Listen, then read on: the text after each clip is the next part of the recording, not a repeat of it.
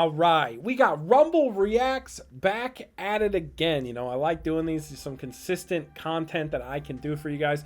We're on round 3. If you don't know what Tengu Rumble is, it is our multi-day event where you have 72 hours to play out your match versus your opponent. So it takes some time to clear through the rounds, but this helps you play if you don't have time for a single day. We got 40 participants in this tournament. We've already seen some banger matches in just the first couple of rounds. If you want to participate in these tournaments, just know that you can click the link in the description of the video, join the Tangu Plant Discord, and these are free entry tournaments with cash prizes, so it's pretty cool. But without further ado, we're just going to hop into the first round. It looks like we got Trebia, who's currently undefeated on the Karakuri, so I'm excited to see if we can keep that streak alive.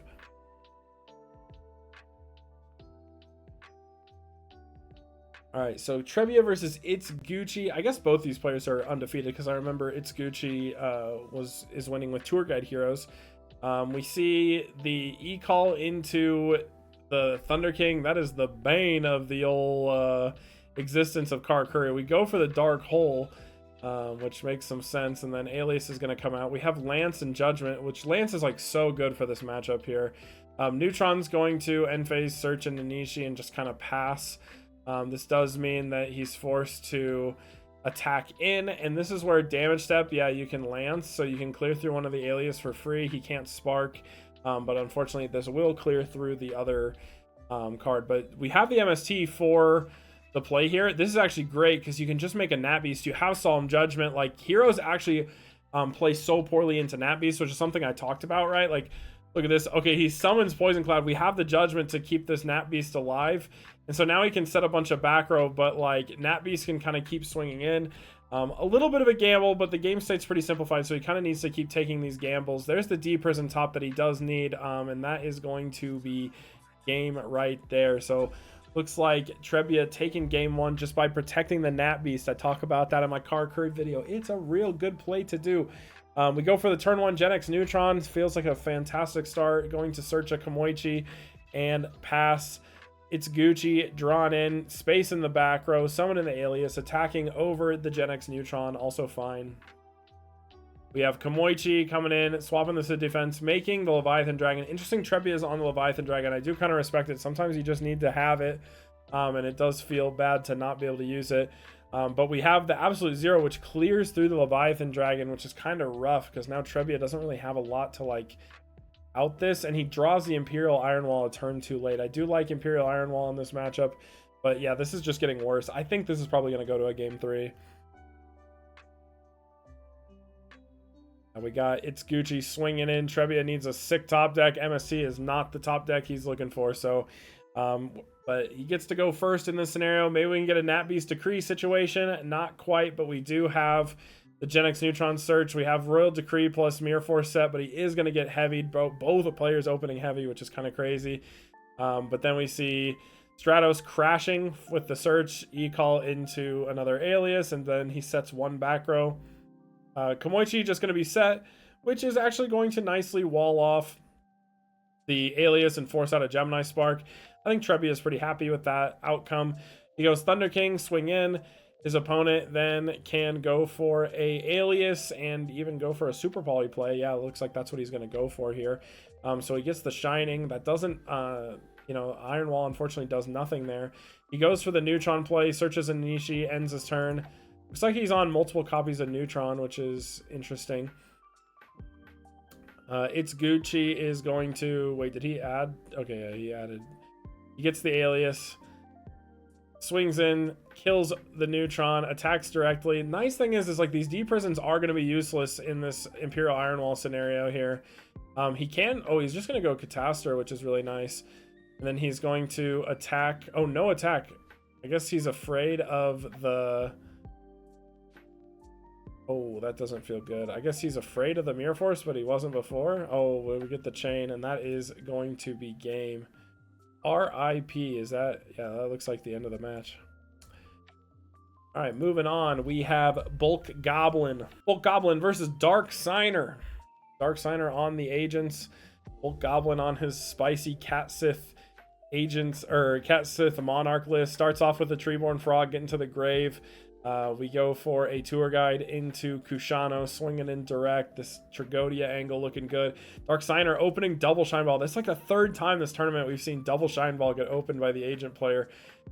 This then turns into Leviathan, which gets Herald of Orange lighted. We're just trying to out the Leviathan. Gets Veilered on the second one, which feels so bad, but like honestly, it was gonna come from hand, so I don't even think you care about it. Treeborn gonna come out, spin the Shine Ball, and then attack into the Venus. That's not bad. And then Dust Shoot hits the Hyperion, so now he has double Shine Ball and a Christia in hand. He's forced to crash, and then he gets to drop the Christia. But we have the Kushano engraved, so we can just for free out the Christia, but he draws into the Herald of Orange Light, which is so insane. Okay, like what is that top deck? But we get another Cat Sith. Christia's gonna come in and clear through that. We could go for a Econ play, which actually just ends the game right there. So well played by Bulk Goblin. All right, now we've got Earth coming in, Searching of Venus, the low tempo play. And then Bulk Goblin's going to go for a Swap Frog, and then he bounces Swap Frog, doesn't elect to crash. I personally think the crash is worth it there. He goes for the Veiler, but that just doesn't feel that good because your opponent can now just make a Catastor. He elects not to make it a Catastor, which was like pretty smart on his part. Just attack with both, play around the D Prison. And then we see Dark Signer go for a tour guide play, make a Librarian with a Sangan, and then goes for the crash on the Swap Frog to search. You can search an Orange Light. Yeah, that's really, really good here. Yeah, Dark Signer is just set up for success. I can't imagine Dark Signer loses this game with like where the state of the game is. We see the Upstart coming in, grabbing an Earth. Earth is going to be summoned. Search of Venus. Yeah, Dark Signer just has so many tools here now. He drops the Hyperion and is going to attack in. Swinging in direct. We're going to see Tour Guide come out, grab himself a Kushano, make a Leviathan Dragon, attack over the... Oh, but the Herald of Greenlight actually clutch and the Honest. Oh my. Wow, okay. Yeah, the Herald of Greenlight came in clutch. That's a nice little side tech on the side of Dark Signer. I respect it. I do like that card, especially in matchups like this. We see Venus coming out, dropping the Shine Balls. We have a pretty good hand here with Herald of Orange Light and Christia. Swinging in, poking in for big damage here, but we actually see a really high potential turn here on this play with the Econ into the Vanity's Fiend. That's going to feel really, really nice. Because nothing in his hand is actually going to be able to out that. Now, drawing Sangan doesn't help. He needs to basically get Honest off of this, which is what he's going to probably elect to do. Yeah, there's the Honest. And so now Bulk Goblin is going to have to re-establish his board state, but that doesn't feel great, especially when it gets the Christia. We then see Cat Sith swing over a Shine Ball, main phase 2, set an Econ. Swing for 28, he can't Gorse. Main phase 2, tribute set for the Caius. Oh, but that's looking pretty cooked. The Dark Signer catching the dub. All right, moving on. Kinky playing versus, is this Halfar, I believe? Yeah, Halfar is on a tear with his Tangu Plant build this time. Let's see what happens here. We see Convulsion of Nature coming out, the Gishki Diviner. This list is absolutely wild. Like there's a lot going on in the chat. I think some weird energy, but either way, Halfar clutching up with a mind control play on that Diviner. That feels pretty good. D Prison coming out, but Diva gonna come out and get hit with a Veiler. He sets the Avarice, which doesn't feel great, and then loses his Diva here. So now he has to Tour Guide, gets unveilered again. Halfar with the double Veiler into the Heavy Storm, into the BLS. That's just gotta be game right there. My God. Somebody save this man. Halfar just having all the responses. This is looking like the tournament for Halfar to like play through. You know, like I swear I've seen Halfar just have the nuts in these matches so many times. All right, Leviathan Dragon starting off into the Thunder King, and he goes for the enemy controller attack.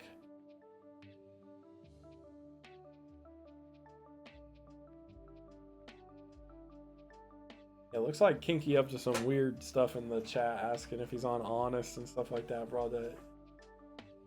Don't be doing weird stuff like that, man. Just play, have fun.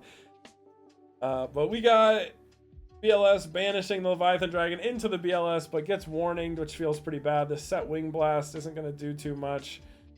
He can then add the Monster Reborn because he sees what the top card of his deck is. Pretty cool how these cards like work in conjunction together. Either way, this Thunder King into BLS is like not the worst play here. Looks like Halfar does end up scooping, going for the game 3.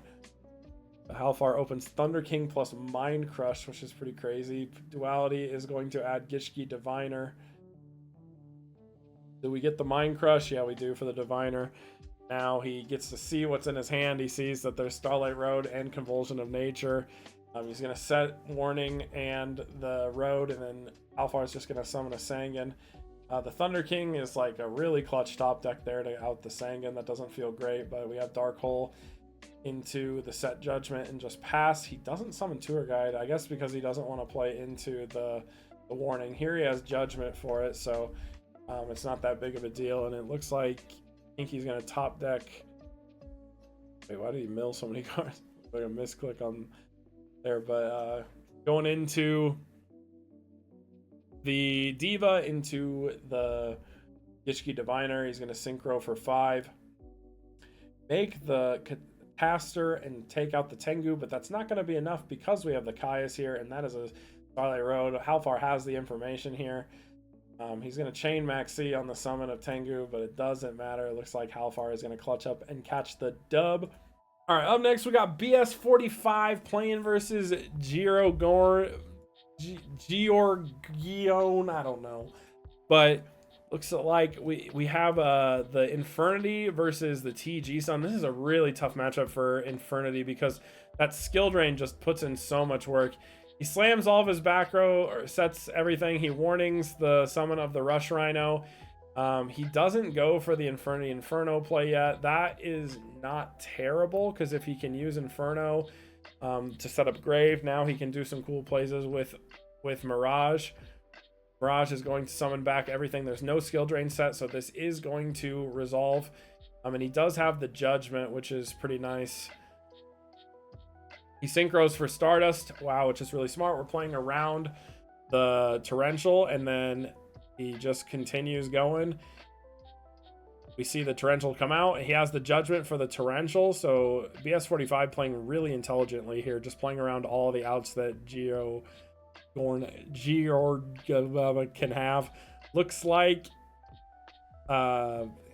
we see a scoop. BS45 catching the dub in game 1, which is crazy. He was super lucky to see that Heavy Storm onto the skill drain, because he does need it to win that matchup, especially versus skill drain.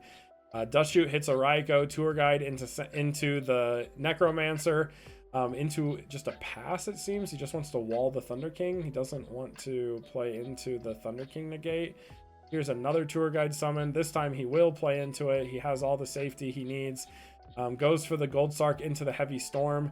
Now we're going to see Utopia out the Necromancer, and now it gets a lot harder, because even if he gets into what he needs here, it's going to be really tough. He makes a Utopia, forces out the negate. That actually is a pretty nice way to play that, so he doesn't he can resolve combo later. He's gonna draw into Heavy Storm here, which is I'm not sure why we set Book of Moon, but I guess he has Solemn Judgment, so that's why. We're gonna go Necromancer here and attempt combo, and this is going to get everything off here. Launcher gonna bring back everything. There's the set. He makes a Zenmeister, attacks into Utopia, forces the detach, sets himself, goes for the Reborn here. Not sure why he put it in defense. I guess he doesn't have barriers, so he doesn't need... Oh, it's because his life points are just super low. The break coming out for the Thunder King, and wow, we just scooped. BS45 wins again. BS45 currently undefeated on Infernity going into round 4, so that's really hype. All right, Rabbit Rule 98 versus Cold Madness.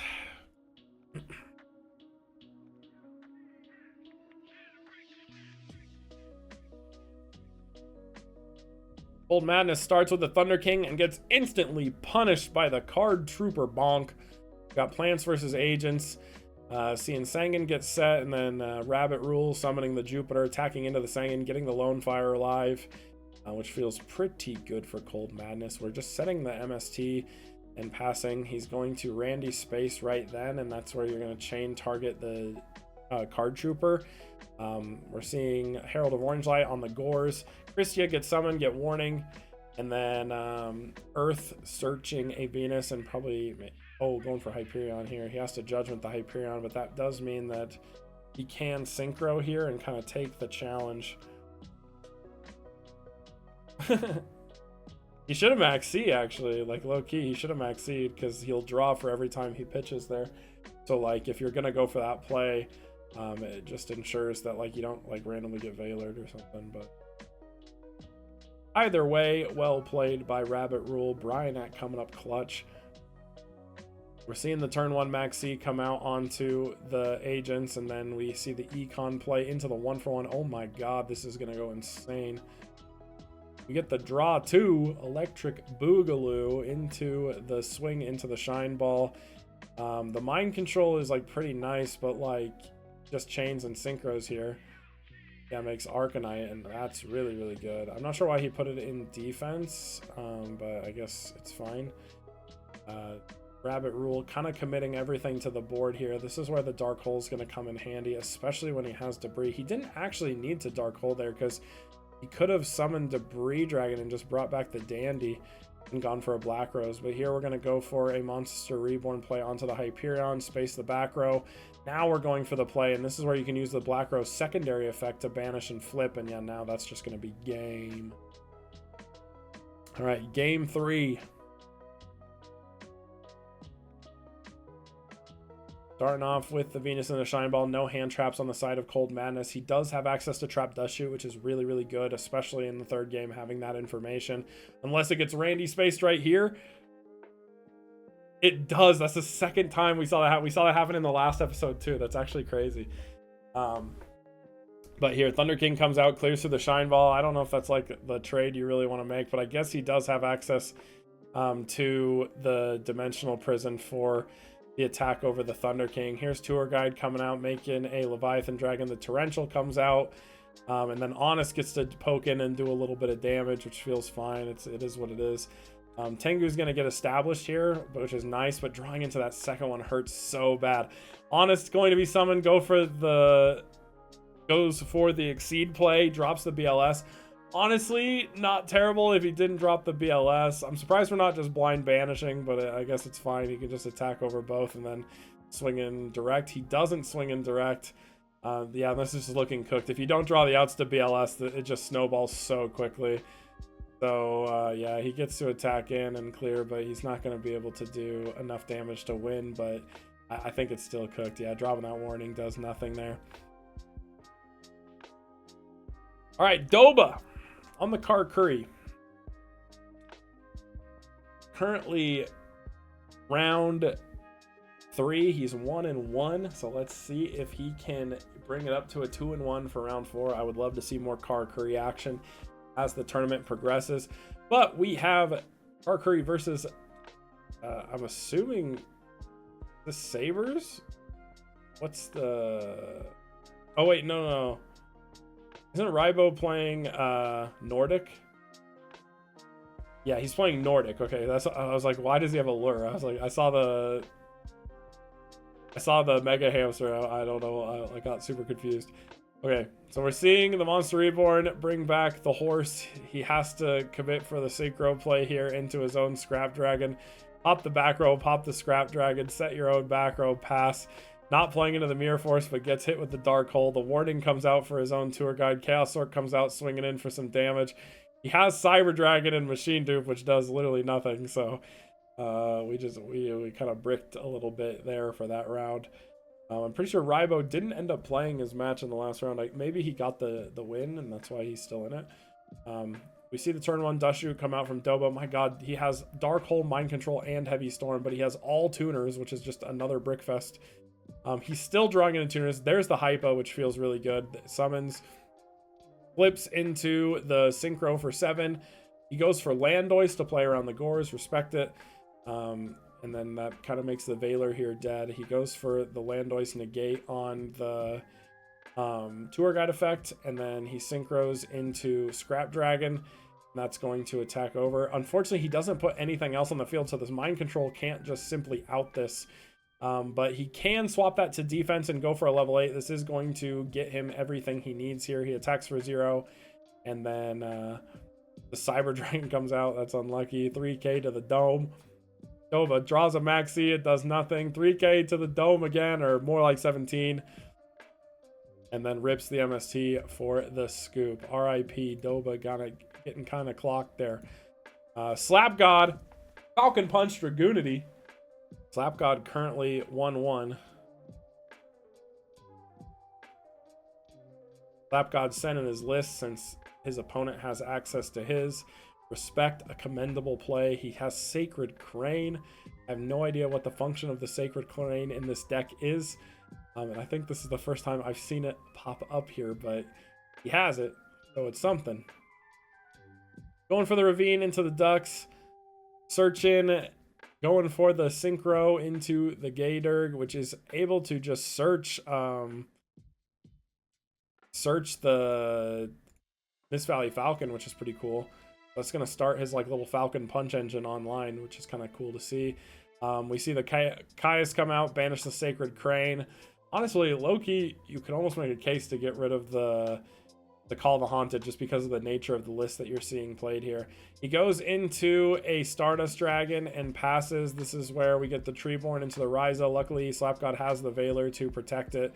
But then we're going for the Monster Reborn into his own Scrap Dragon, swing over the Stardust. Slapgod now on the back foot a bit, but he does have access to a Pot of Avarice, which is super helpful to draw the extra cards while you have the Ravine. Going to let him make another play, make another Synchro.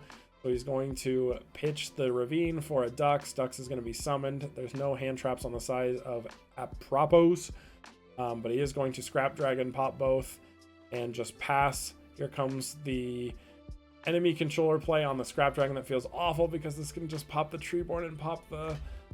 Oh wait, he can pop itself, but he does Veiler, and then he goes main phase 2 Tribute Set for Tragodia, which is kind of spicy. The Slap God doesn't really have to care about that. You know why? Because he could just search and go for another little combo play here. He'll attack over the Trag and pass. Here's the...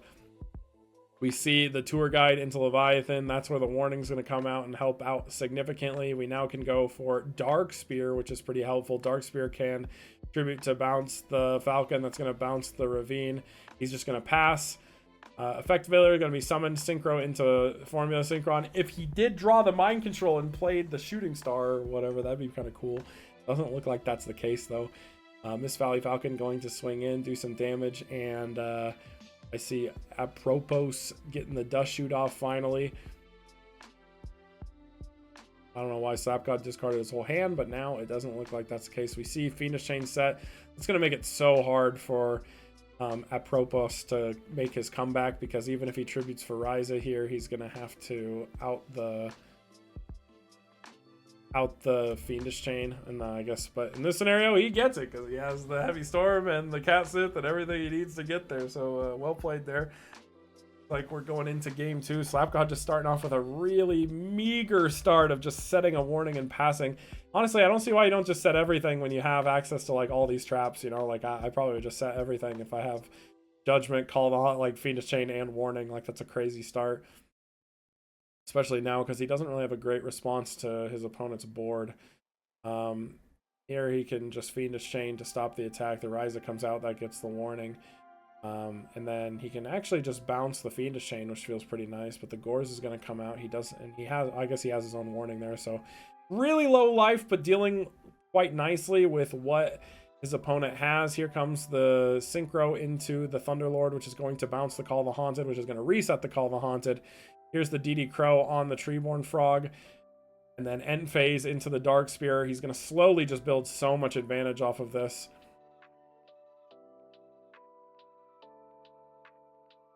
Does he drop the Tragodia? He does not. Main phase 2, searches a Phalanx, and then summons the Phalanx, synchros for the Gaydurg, search the Baby Rock. Then pitches the Baby Rock to special the Baby Rock and synchros into Stardust Dragon. He now has great protection for his board. Here comes the Chaos Orc into the Judgment. And then his opponent goes for a Leviathan Dragon, which can crash into the Stardust Dragon, but we don't really care about that. Okay, looking like we're scooping it up. Going to game 3. Spicy Slap God, game 3. Love to see it, but he opens pretty poorly again.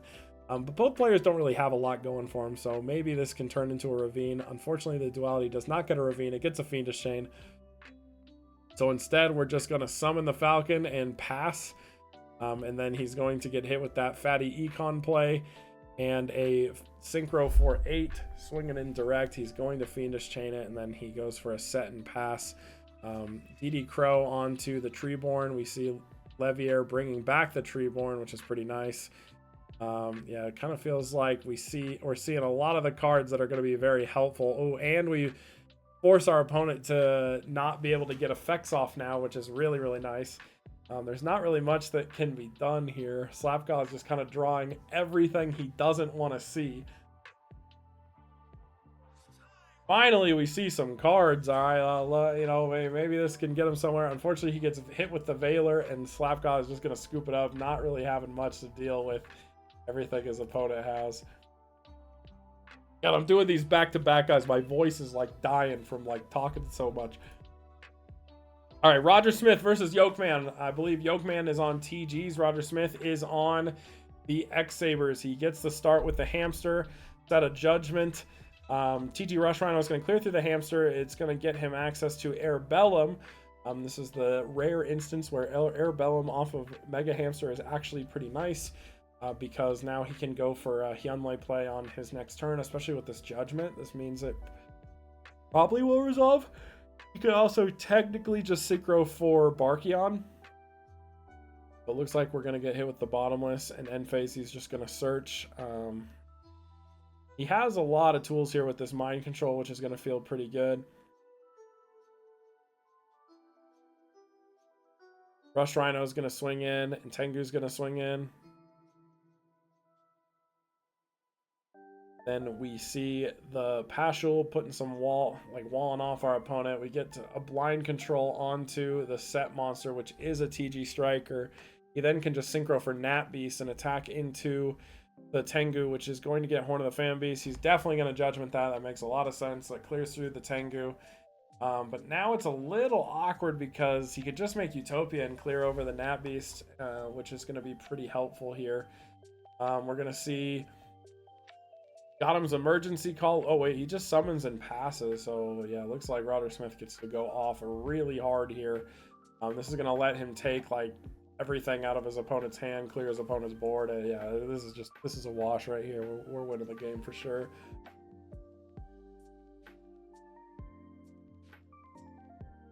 Bonk. Take a card, and then we go for the main phase 2. Take the second card, set a card, boom. Get the TG Striker, get the Werewolf, and pass. But we have access to Effect Veiler. We're getting the searches off. We got everything we need. Here comes Striker into Werewolf. Have a maybe Trish play, but like, okay, Veiler. It doesn't matter. I don't even know. I don't even think Trish was actually the play there. Like, you have to go Catastor, low key. But maybe you already used it. I don't remember. All right, we got the Duality coming in. Dust Shoot hitting our only X-Saber, but we can just grab another one off of our own Duality. We have Heavy Storm for the back row, and our opponent knows it, so I guess he doesn't care. He's not going to slap it. I guess with the 7 tools, if your opponent has one back row set, you don't really care. Here's the TGM. We won one. He's forced to 7 tools it. Then we're going to get hit with the Bryanak. Bryanak's going to bounce this, and that's going to just swing in for game. Quick game 2. Going into game 3, Roger Smith gets to go first. He sets a Dark Soul, sets 2 back row. Hopefully he doesn't get Thunder King. Luckily his opponent doesn't open it. Dark Soul is going to search an Ember's Blade, which feels pretty nice in this scenario. Ember's Blade gets to do a crash play. And then here he's going to get hit with the Max C. So all he has to do is go Embers into Embers and then set and pass. He has access to Gothem's emergency call, which is pretty crazy. He can then negate the attack of the Rush Rhino, then go for the Gothem's emergency call into the Fall Troll, into the 7 tools, onto that, the Black Horde. This means he gets the Trish off, which feels really, really good. This is probably going to cook the game right here, low-key. We're going to synchro here for another 9. Tribute, take another card out of our opponent's hand. Then attack over the Tengu. Attack over the other Tengu. Oh my god, he put it in defense! Oh, that's so crazy. This is about to be... Oh my god, we are cooking. We get 4 searches in the end phase, boys. Woo!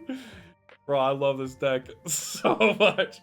That was like the most dopamine hit Roger Smith has ever seen. And he rips the Maxi for the scoop right there. Holy shit, that was crazy. That's actually insane. All right. Guari versus FCA 1739. Starting off with the Thunder King set into a Thunder King of his own, into the Rush Rhino to clear through it, but gets instantly punished by the Honest, which actually feels really, really good. FCA on the Trap Agent build, kind of cool to see with Effect Veiler. Respect, respect. Here comes Tengu coming in, clearing over the Earth. We don't really care about that, though. Rush Rhino. Wait, no, we're taking the Horn of the Phantom Beast, which feels pretty good, actually, because you know that can clear over the Venus or whatever. Okay, we're actually on TG Agents here, so we're going to be able to go for the Striker into Venus play. This is actually pretty nice. You can go double Gotchi, but instead he's going for Armory Arm into the pop the back row equip, and now we get to swing over the Venus for some big damage. But I'm pretty sure... Oh, okay, wait, never mind. Oh, but that TGM one, EM1 is actually really scary here. He's going for the attack, gonna pump his attack. Oh, and then take the 400. And, wow, that's actually really cool. Well played by FCA. Guari starting off with the Thunder King into the pass. The Rush Rhino is going to instantly punish, but the Shrink is also good. What? Wow, how is he on Shrink? That's so wild. He goes for the Dark Hole to guarantee the search, which feels pretty nice. TG Warwolf coming out, but then we're going to bounce back with a nice little... Oh, he doesn't even go for the special summon. He could have gone for a synchro play there. I'm surprised he didn't. I mean, I guess, like, you don't really need to go for a synchro play there. So here... Wait. What? Oh, he bottomless because he duality'd. So, okay, I see. That makes sense. I was like, why would you ever bottomless a Tengu? But we're going to go for a torrential play. It's going to, like, clear the... It's, like, going to reduce the tempo down. We draw into Cyber Dragon, which does not feel super great here. But here we're going... Oh, we didn't even go for a Trish play, which is interesting. Trish actually goes really hard there. Either way, we're swinging in for some big donk damage, and we're searching another TG Striker. How many... We're on a heavy TG package. Looks like we're just scooping. He didn't see any of his agent monsters there. Again, we're leading... We keeping Cyber Dragon in when we're going going first. I'm not a fan of that call at all. Either way, we're going to set up with our Venus package, setting a warning, and then you warning here. And this is where I'm talking about with the tempo plays. Like, that's so insane. Now your opponent's just permanently on the back foot, like so hard on the back foot, it feels so bad. He gets the Tengu, but then he has to just like set the Tengu and pass. Or I guess he can attack her with Shy Ball. That's fair, that's fair. But here Thunder King comes out, gets hit with the bottomless. He attacks, he books the Venus, and then sets the... and then that forces the attack to go through, so Venus is going to die right there. He then goes for the creature swap play onto his own Tengu.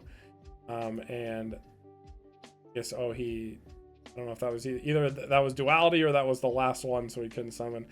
Either way, we got big plays here. He's swinging in for 22, drops the Gores. He gets to crash over here, and then main phase 2, pop the Gores, and then make a Chimera Tech Fortress Dragon. Smashing Ground plus Pot of Avarice is not a bad situation here. This can get him back into the game. He's smashing grounds here. He just sets the TG Striker.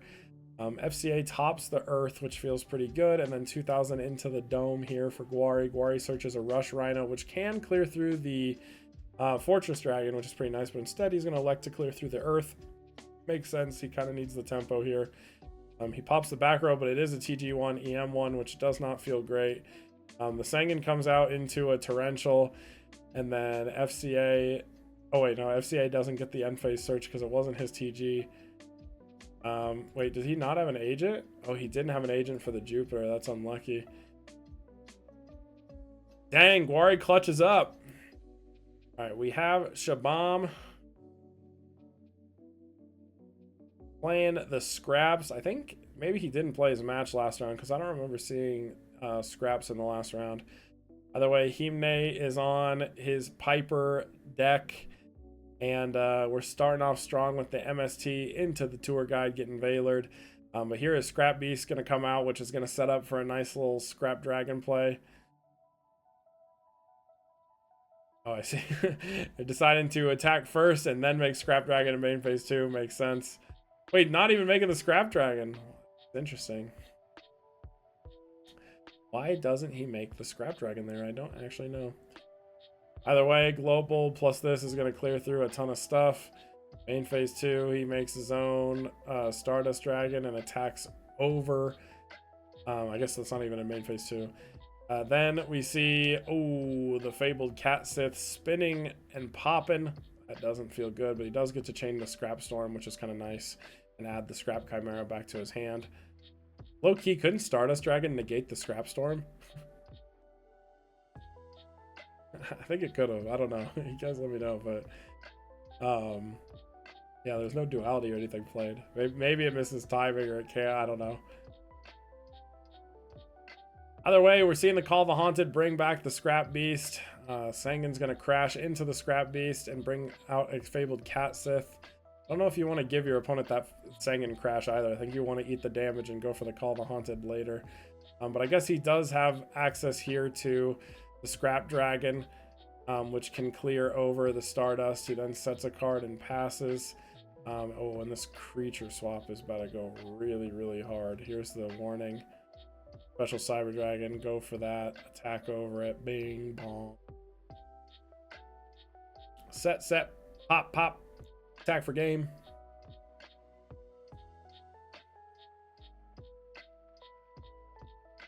All right, Shabam getting to go first. He gets the Scrap Yard into the Scrap Beast with the Thunder King, which is really nice. Sets a Solemn and passes. We see Piper get summoned to get a tour guide. Doesn't really do anything right now. Scrap Beast going to swing in for some damage. We're going to drop the Gores here because we're not respecting the Gores, but Scrap Beast can... We can technically just out it, but he doesn't. He elects to just pass, and so here we're going to see a D-Prison come in, and then does he D-Prisons the token? Ugh, that feels bad.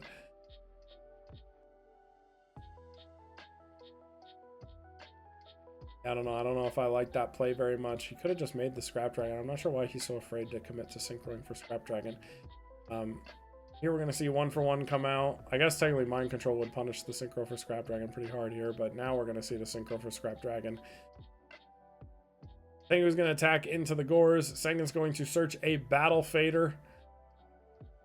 And that is where Battle Fader is going to get dropped, which is going to save him significantly, especially with this Mind Control play onto the Scrap Dragon. Judgment has to be played. The Chaos Sword can banish the Scrap Dragon here, and then we can even use Creature Swap if we want to. Not going to. Here comes the Scrap Dragon again, which is going to pop both of these cards, get another Tengu out, and we're going to clear through the Chaos Sword, but he has the Lance, which then means he gets to bring back the Scrap Beast. So main phase 2, he's just going to synchro for the Scrap Beast, pop the Chaos Sword. I think he could have cleared through the Battle Fader though. The BLS top deck is huge, but the warning is huger. Gonna pop both and swing in directly. Hymne is just top decking, needs a miracle. Tour Guide is pretty good. It doesn't necessarily save him, but it does stall some time here. We see Scrap Dragon come in, attack, Mind Control, go for the double pop here, but does Hymne have another Battle Fader?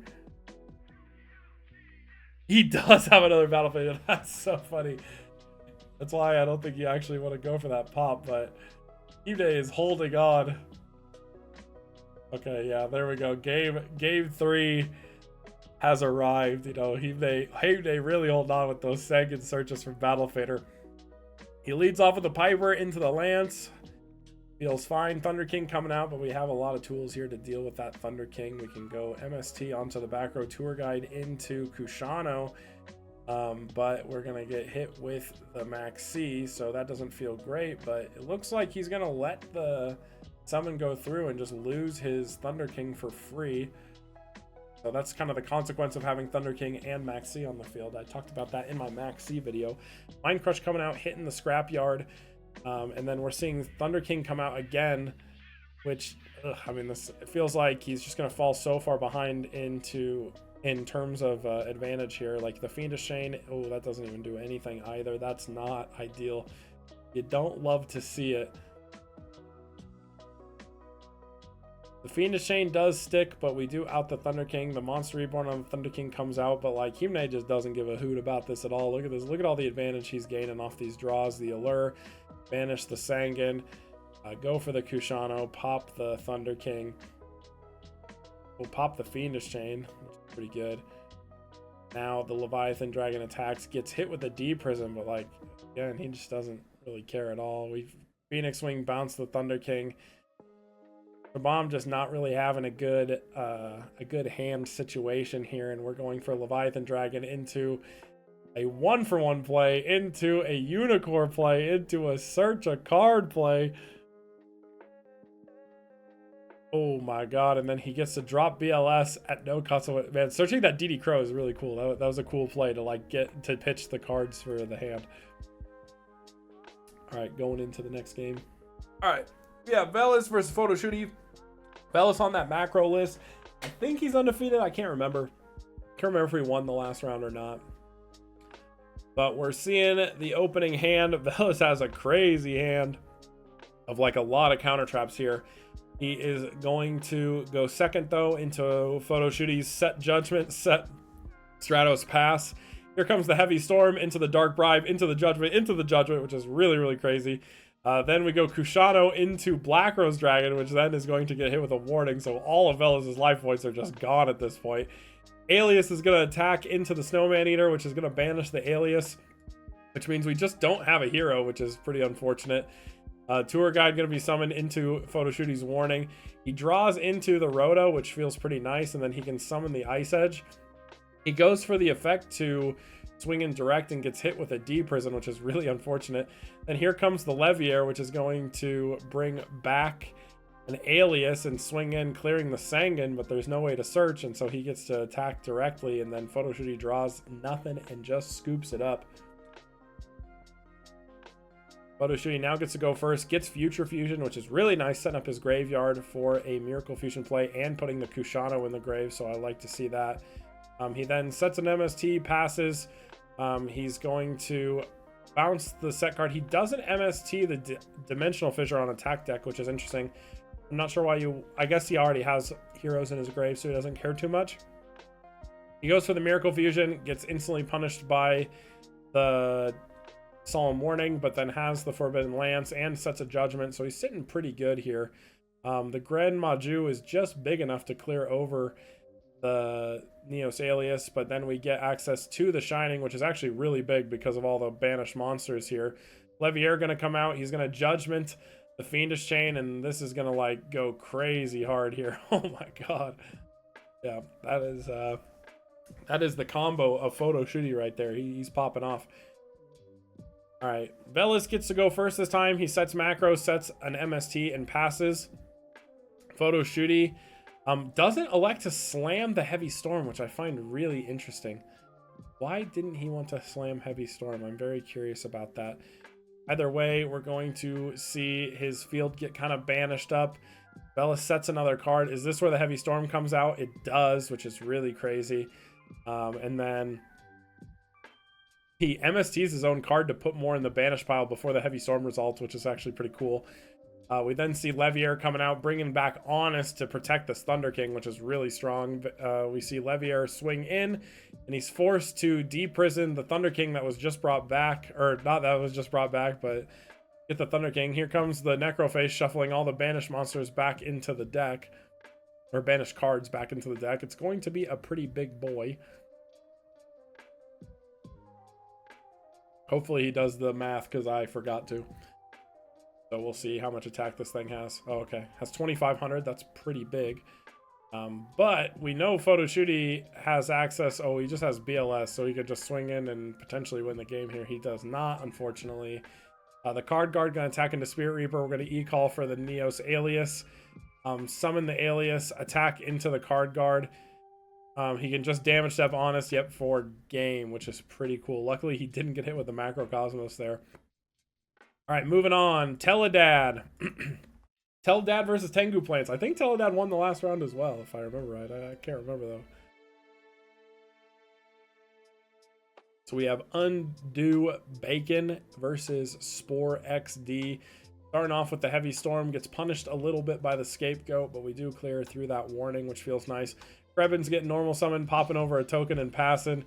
Lone Fire coming out, which feels really, really nice. He can just get a Spore, yeah, and then he can Synchro for 2. And then if he wants, he can take this further. Looks like he's going to, so he's going to Synchro for 5 here. And attack into the Krebins. Krebins is going to negate the attack. Pay 800, my goat. Then he's going to Tribute for Caius. We got the big guns. Here comes the Effect Veiler into the Stardust Dragon. We see the Phoenix Wing Wind Blast bouncing the Hyper Librarian. And then he goes for the Dark End Dragon to send the Stardust. This is actually really smart because he's setting up his grave. So as soon as this gets outed, he can potentially summon Dark Armed. Unfortunately, it gets outed by Caius, which is not the scenario you're hoping to see. But he does have Gores, so does he play into the Gores? Looks like he does play into the Gores. Spore was disciplined, held the Gores for the second attack. That does mean we can get access to another Dark, but he doesn't need it because he can just kind of attack in. That's the third Tengu, so that puts Undo Bacon in an awkward spot. Sets the Necro Gardener, goes for the Dark Hole. Goes Tour Guide, swings in. He's going to Necro Gardener and take the 1,000 damage. Main phase 2. No, not bringing the Leviair out. The Dark Arm is going to pop everything, but it's going to get Torrentialed. Oh my gosh, this is a crazy game 1. Armageddon Knight summoning out, dropping the Necro Gardener, attacking in directly. We still have access to Tour Guide again, which can get us Leviathan Dragon. He's not going for Leviair. He wants the damage. We go for Necro Gardener to prevent it from dying, but we have Judgment set, so we ain't getting through that. He goes, draws into Tour Guide, gets hit with the Judgment and passes. This is where his opponent is going to go Debris Dragon. Oh, bring back his own Maxi, get a Orient Dragon, but that doesn't clear through the Destiny Hero Defender, so this thing saves his life. I'm not sure why he's on the Defender, but he's on the Defender. Here he's going to let his opponent draw 2 cards. And this is going to just out the Leviathan Dragon. He draws a Rhoda and just sets it. Must have no targets at this point.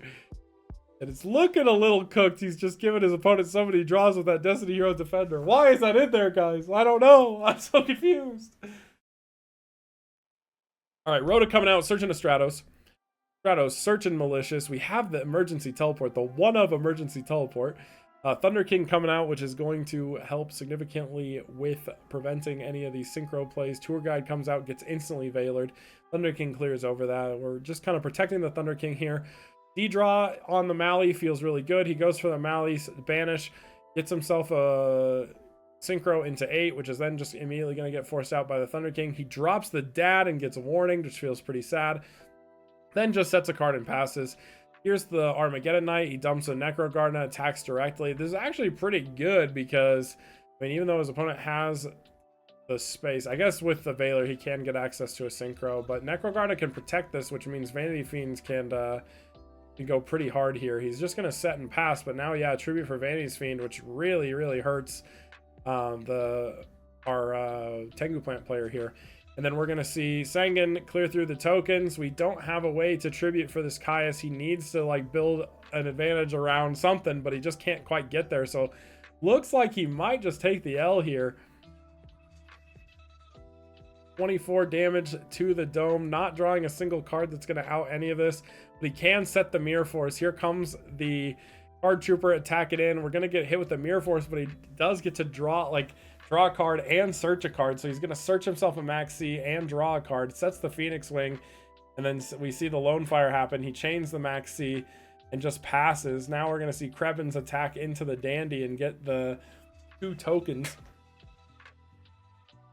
Undo Bacon going for a crazy mind control play, which is going to give him a nice little Stardust and a Reborn Tengu and a BLS. He's going to swing in. We're going to, I'm assuming, we're going to see the Phoenix Wing Wind Blast bounce the BLS and then drop the Gores on the summon of the Stardust Dragon. Now we see Vanity's Fiend again. That is definitely going to just cook that right there. So we are going into game 3. It's really cool to see a deck like Teledan somehow function in this format. Siren Dragon going to force out the Thunder King to Gay into the E-Call for the Stratos, which gets instantly Veilered. Swing it in for 1800. Sets Phoenix Wing and Warning. Tengu comes out, gets Warning. He has Monster Reborn and an MST. So yeah, he gets the Tengu regardless. Then goes for the Econ play, which is going to set him up for a nice little rank 4 Exceed here. Which isn't too bad. Does turn off the Tengu though. We're gonna set to, or do a little T-set and pass angle. Mind control on his opponent's, oh, the blind control. Oh, that hurts so bad, man. Why did he blind control there? It just wins the game though. That's crazy. All right, some X-Saber action coming in. Bonkai Yu-Gi-Oh versus Brahim Pooke. So X-Sabers versus Heroes. Let's see how Brahim Pooke handles the matchup. He's going to start with the Thunder King into set 2 pass. We see Bogart get slammed into a Warning. We have Reinforced Truth as well as Warning. Thunder King's going to attack. He's going to take the damage and not Truth there, but he'll Truth in end phase to play around like a Mind Control or something in main phase 2. Goes for a Catastor to force out the Thunder King. End phase gets a Search into a Fall Troll, which doesn't feel too terrible. It's going to take a while to get that Fall Troll online just based on his hand. Summoning Stratos, getting hit with the Warning. Going to swing in with the Alias. And we're just going to set Pashul, get instantly Dark Hold into the Pashul, or into the Alias. He's really low life here, but the Gemini Spark going to come in. And then the Hero Blast for game. My God, Brahim Pooke, have mercy. Bonkai clearly bricking on some of the monsters. This time we're setting up with a turn 1 set Hamster, set 3 pass. Brahim Pooke starting with the Stratos as well as getting a Warning off of his Duality. Gonna normal summon the Stratos. Oh my God, he's gonna play Nobleman of Crossout and force out a Solemn Judgment. He then is just going to go to his end phase. This is a ballsy flip because that could just get hit with a Warning there. He is instead going to... Oh, looks like we're... he was trying to change his mind last minute and chain Book. Chaining Book would have been really good there, but he sent it. So then we have X-Saber Full Helm Knight coming in, attacking, going for a Book of Moon play. We're chaining Spark. Oh, that feels so bad. Main phase 2, he just Dark Holes. Looking pretty cooked. Brahim Pooke not giving him a single chance to play the game. Well played by Brahim Pooke. That was a crazy well played on his part in that matchup. All right, we got Leigh Murphy versus Bonnie. I think this is just an agent mirror, but I think Leigh Murphy's on Trooper agents versus just regular agents. We're seeing Leigh Murphy go for the Venus into double Shine Ball. Then the Mind Control play coming out for his own copy of Venus into a nice little Gotchi play, and the Hyperion. Mind Control coming up really clutch there. Mind Control and like Tour Guide are so scary in the mirror match of this deck. The Agent mirror match is actually terrifying just because of all the cards that could just blow each other out. But here we're seeing the Hyperion be well established here. Leigh Murphy doesn't really have a solid out to this. Even if he were to drop the Trag, it doesn't do anything. He draws into Max C, which does nothing, but here he can go for a Synchro 5. Technically, I mean, I guess a Synchro 7 doesn't really do anything, but here he's going to Max C for the Bryanak, but it doesn't matter because we're just dropping Christia, and once Christia is established in this mirror match, I think that's just pretty much game. Yeah, Leigh Murphy scooping it up. Bonnie taking the dub in the first round. Bonnie drawn into Thunder King Ryo. Must have sided into Ryo. Leigh Murphy opening the Shine Ball again, but has Dust Shoot plus Warding plus a lot of stuff. So this goes really hard. He can hit the Tour Guide, which means There's no solid play here. He's forced to Dark Hole summon Thunder King and just pass. We're pretty close to having 4 fairies in grave though, but looking like we're just passing back and forth. Neither player actually has a play. Is going to use Warning on the Monster Reborn, draw into nothing again. Like, we're just passing back and forth, bro. Nothing is happening in this game. Here comes the Venus. Activate the effect, get a Shine Ball. He can... Oh, he's going for double Gotchi into the Thunder King negate, into the attack over Shine Ball. Does he have 4 fairies? Not quite. He's trying to force out... I think he's trying to force out his opponent's Honest, because he knows his opponent has Honest. Here he can just attack... Ooh, he's debating on the Honest? No, he goes for the Trag. We go main phase 2, summon Catastor. But Tragonia can out the Catastor. He's going to book the Trag, main phase 2, normal summon Venus. And we're going to Warning the Venus effect on the second time around. Special summon the Christia, get hit with the Herald of Orange Light. Christia is going to go to the top of the deck. Catastor will swing over Trag. And then we're going to see Chaos Orc out the Catastor and make an Armory Arm. Oh. But we're going for that. We have to Orange Light so he doesn't lose the Armory Arm. That's kind of wild. Damn, well played by Bonai. That was like really cool, forcing out the hand traps there.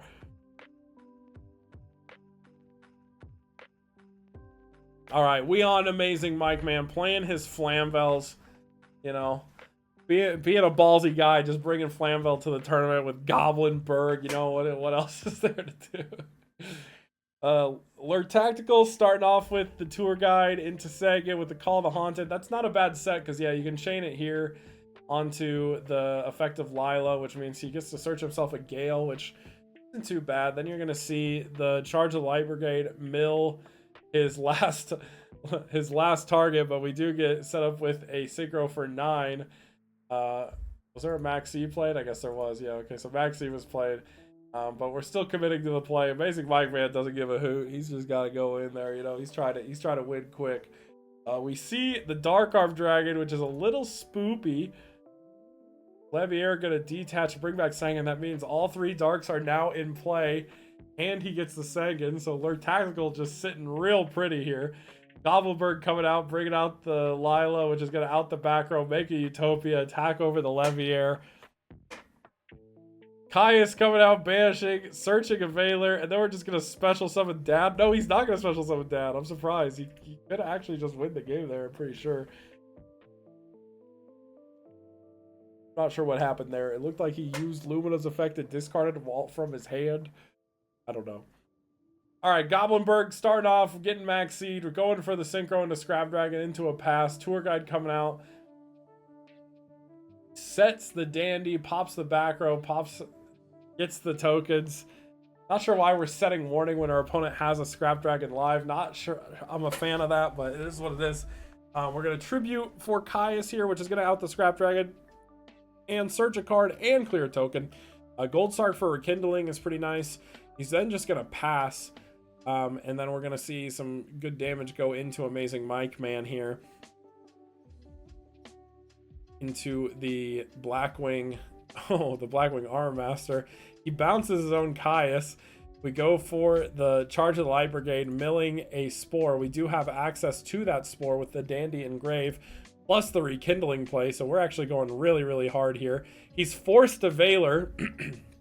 Forced to Veiler the Armor Master. Fire Dog's going to summon Flamvel Baby, giving him a nice little Trishula play, which is pretty crazy. And he does have another Rekindling on the way, which is really nice. He then passes to Lure Tactical, who's going to go for a Dark Spear into Gale, which is going to half the Arcanite, clear through the Arcanite, which isn't a bad call there. Setting the Fiendish Chain and passing. We're then going to go Lilas, pop the back row, and it looks like we're just going to scoop it up because we know that Rekindling play is coming, and that is going to end the game once that happens. All right, Lure Tactical, starting off with the Duality. He grabs himself a Mist Valley Falcon because he already has a Warning, but I'm not against taking the double Warning low-key with the hand he has. But either way, Amazing Mike Man starting off with the Mind Control play into the Synchro 8. Which then is going to get hit with the Warning, but not really the worst start for Amazing Mike Man. He does draw into another Rekindling, but has nothing to play with it, which feels pretty bad. A Fire Dog Rip would go really hard here, but instead he gets a Charged Light Braid. He can't activate it because of the Thunder King, so he's forced to use it right now and grab the Lila. We're going to summon the Lila, attack in for 17, main phase 2, pop a back row, then mill 3 cards. Luckily, he did end up hitting that Vanity's Emptiness, because that would have been really brutal on the Rekindling play. But here we're going to go Lone Fire Blossom into Rekindling for a bunch of tuners here. Ancient Fairy Dragon, 2 tokens. Now we're synchroing for 4, synchroing for Trish. That's a pretty crazy Trish. This might actually just win the game for Amazing Mike Man here. Yeah, that definitely game. Wow, Amazing Mike Man coming in clutch and winning the game versus Falcon Punch with his stupid Flame Bell deck. But I love to see it. I love to see the inventiveness. Oh, we got another SlapGod special. Looks like this matchup does not play, so SlapGod wins the game with Exodia. Congratulations to SlapGod. Pro Storm versus GYBU. Did both of these guys just not play their first? Like, I don't remember either of these guys being in here. Like, what? We're on Supervise? Wait, what is happening? This is just like straight up not even Tengu. What?